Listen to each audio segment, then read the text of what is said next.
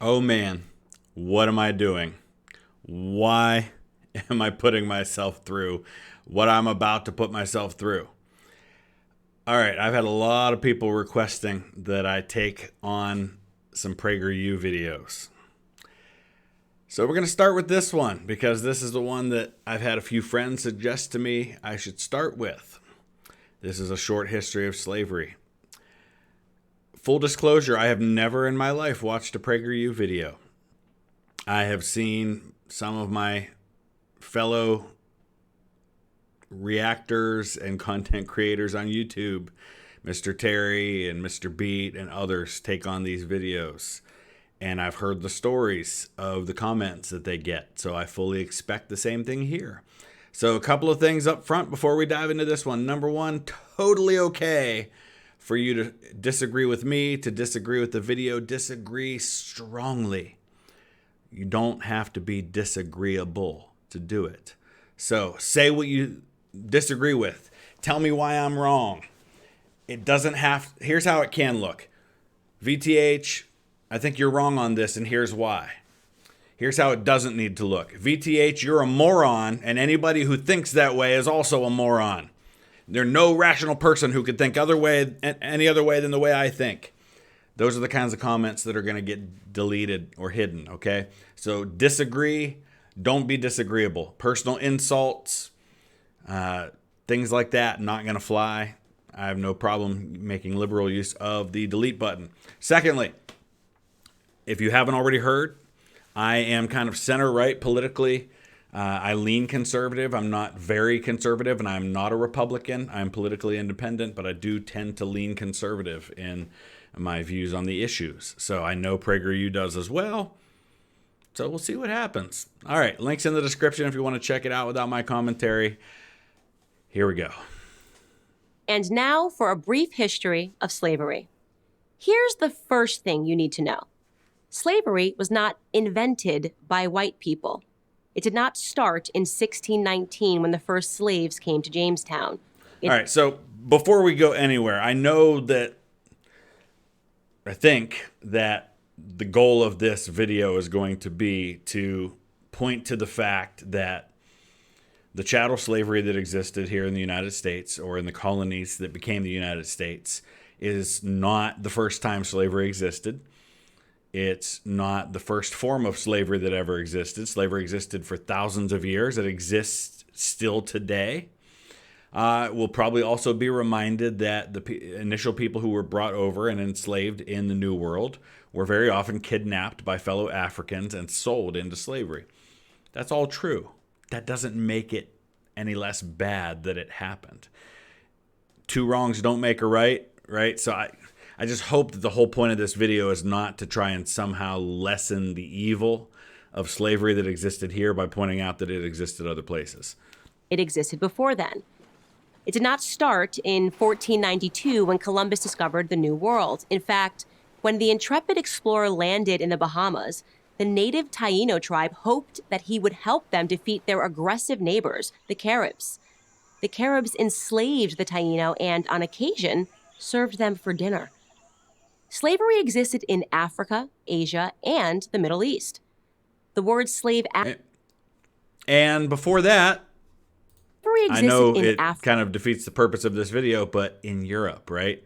The Roman Empire, Europeans, white people, owned a lot of people. They enslaved a lot of people. So I get, again, we're trying to focus on other areas, but let's not forget the Romans had it too. Africa, Asia, and the Middle East. The word slave actually comes from the Slavs of Eastern Europe. Millions of them, all white by the way, were captured and enslaved by Muslims in the 9th century and later by the Ottoman Turks. Slavery existed when the Roman Empire controlled the Mediterranean and most of Europe from the 1st through the 5th centuries. Slavery existed when Alexander the Great conquered Persia in the 4th century BC. All true. None of it makes it okay for it to have existed here, right? Just because it's always existed does not mean that it's not good that we have moved past that, at least here. It still does exist in the world. It was so common that Aristotle simply considered it natural. The slave master model was just how the world operated in the great philosopher's day. Now, here's my problem with this. And again, I get the point they're trying to make with this, but by saying things like, well, 2,500 years ago it was considered natural, you run dangerously close to implying that it was natural 200 years ago or that it's natural now. I know that's probably not what is intended here, but it's going to be taken by someone, and they're going to run with that.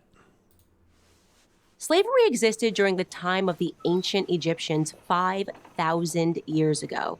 As far back as we can go in human history, we find slavery.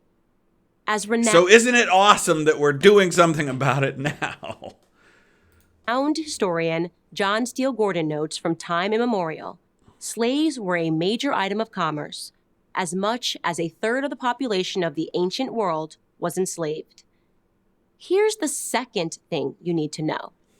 White people were the first to formally put an end to slavery. Well, that makes sense because they were the ones that were in control of those countries. I'm not going to give like brownie points to, for example, the British Empire for ending slavery back in the 1830s when they were the ones who had it. Of course they were the ones who had to end it because they were the ones who were in control of it. In 1833, Britain was the first country in the history of the world to pass a Slavery Abolition Act. They were quickly followed by France. That's true, but they were the first ones to really put it in writing in that way. But there were plenty of countries that that slavery had already been de facto eliminated and wasn't permitted. They just maybe didn't enshrine it in some kind of law. Who in 1848 abolished slavery in her many colonies. Then, of course, came the 13th Amendment in the United States Constitution. After centuries of human slavery, white men led the world in putting an end to the abhorrent practice. Because white men were leading the world in the abhorrent practice at that time. So, of course, they had to end it. That includes the 300,000 Union soldiers, overwhelmingly white, who died during the Civil War. All right, but why did most of them enlist? It wasn't to end slavery, it was to preserve the Union. Now, thankfully, the war aims changed as the war evolved, and it did become about not only preserving the Union, but preserving a Union that did not have slavery. But let's not say that those men died for the preservation or for ending slavery, because many of those men, actually a lot of them, nearly mutinied and left when the Emancipation Proclamation was passed because they didn't want to fight to end slavery. That wasn't why they enlisted. Now, am I saying that this makes white people better than anyone else? Of course not. My purpose here is to simply tell the truth, and the truth is that human history is complicated. No one, regardless of skin color, stands guiltless. That's fair. I mean, that's true. That's absolutely true. I'll give her that. Yet today we are never told to consider the murderous Persian Empire or the cannibalism of indigenous tribes of North and South America or the heinous actions under the imperialistic Muslim, Chinese, Mongol, or Japanese empires, to name. I think the reason we're not talking about those ones is because, at least here in the United States, that's not what we dealt with, right? We're talking about what our nation did. We're talking about the people who live here who are descendants a few generations removed from what happened, right? There is a difference between what an existing nation that we are a part of did versus what a nation 3,000 years ago did to people we've never heard of. It doesn't make it better or worse. It doesn't mean that that wasn't equally evil 3,000 years ago, but it does mean that it's more relevant that we talk about what happened here. Just a few.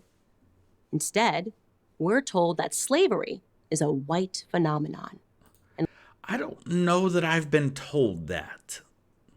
I've never I've never seen the focus on slavery as a white phenomenon. And I don't think I've ever heard somebody say that there wasn't slavery in other places. I feel like we're arguing something that no one's saying here. And like all persistent lies, this lie spawns a bunch of other lies. On social media, I come across extraordinary depictions about how Africans lived like pharaohs before Europeans came and laid waste to their paradise. I don't know if that's true either.